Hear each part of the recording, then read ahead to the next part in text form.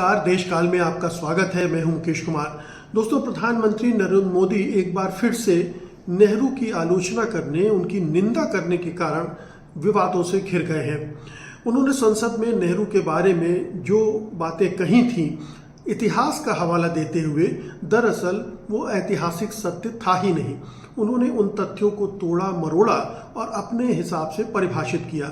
नेहरू ने 1959 में स्वतंत्रता दिवस के भाषण के दौरान जो बातें कही थी वो दरअसल कुछ दूसरी थी और प्रधानमंत्री नरेंद्र मोदी ने अपनी आदत के अनुसार उसे तोड़ा मरोड़ा और एक नया नैरेटिव गढ़ने की कोशिश की कि भारत के लोग आलसी होते हैं, बेअक्ल होते हैं, यानी उनके पास बहुत ज़्यादा हुनर नहीं होता है।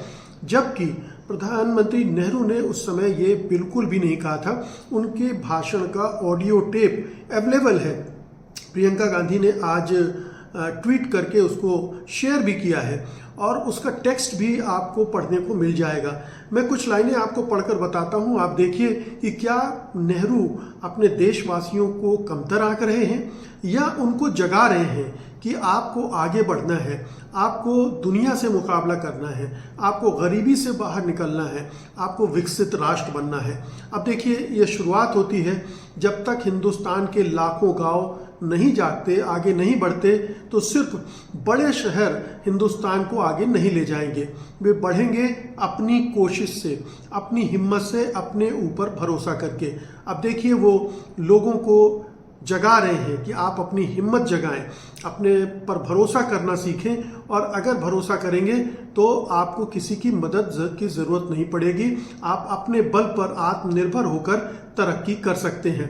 उनके हिसाब से तरक्की नापने का एक ही गज है कि कैसे हिंदुस्तान के 40 करोड़ लोग आगे बढ़ते हैं, कौन अपनी मेहनत से आगे बढ़ती है। जो मुल्क खुशहाल है वे अपनी मेहनत और अक्ल से आगे बढ़े हैं। यही वो लाइनें हैं जो प्रधानमंत्री ने जिन्हें कोट किया है संदर्भ से हटाकर और उनको तोड़ा मरोड़ा है।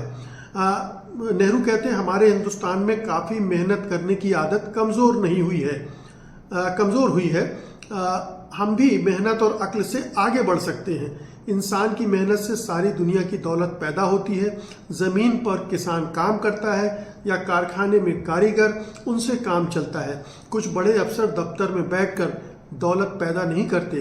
दौलत मेहनतकश लोगों की मेहनत से पैदा होती है, तो हमें अपनी मेहनत को बढ़ाना है। अब आप बताइए, कोई भी समझदार आदमी, कोई भी अक्लमंद आदमी, कोई भी सेंसिबल आदमी जिसकी सहज बुद्धि हो, वो इन शब्दों और इन वाक्यों के मायने क्या उल्टे निकाल सकता है? लेकिन प्रधानमंत्री नरेंद्र मोदी इस मामले में उस्ताद हैं। बल्कि कहना चाहिए कि उनकी पूरी पार्टी और संघ परिवार यही करता आया है। नेहरू को गाली देना उनका जैसे एक चिरपरिचित एजेंडा है। नेहरू परिवार, नेहरू गांधी परिवार, उनको टारगेट करो, उनको गालियां दो, उनके प्रति अपनी घृणा।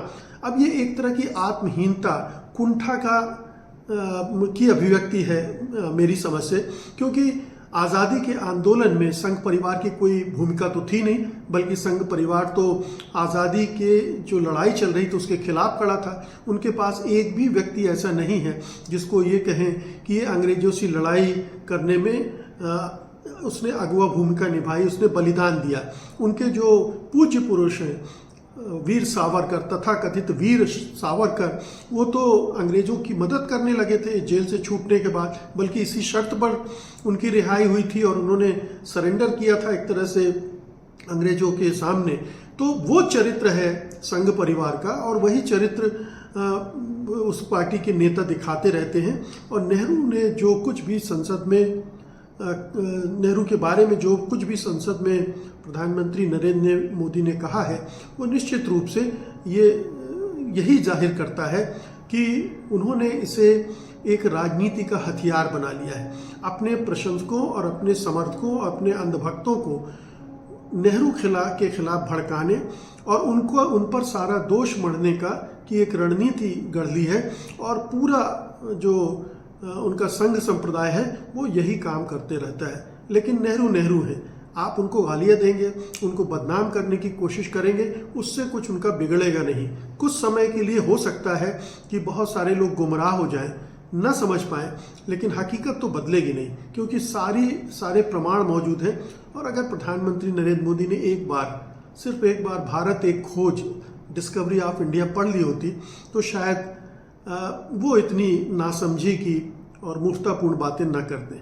बहुत दुखद है देश के प्रधानमंत्री का, पहले प्रधानमंत्री के बारे में इस तरह से बार बार कहना, और उस प्रधानमंत्री के बारे में जिसकी दुनिया भर में इज्जत है, जिसने देश को भी दुनिया भर में इज्जत दिलवाई अपने नेतृत्व के बूते।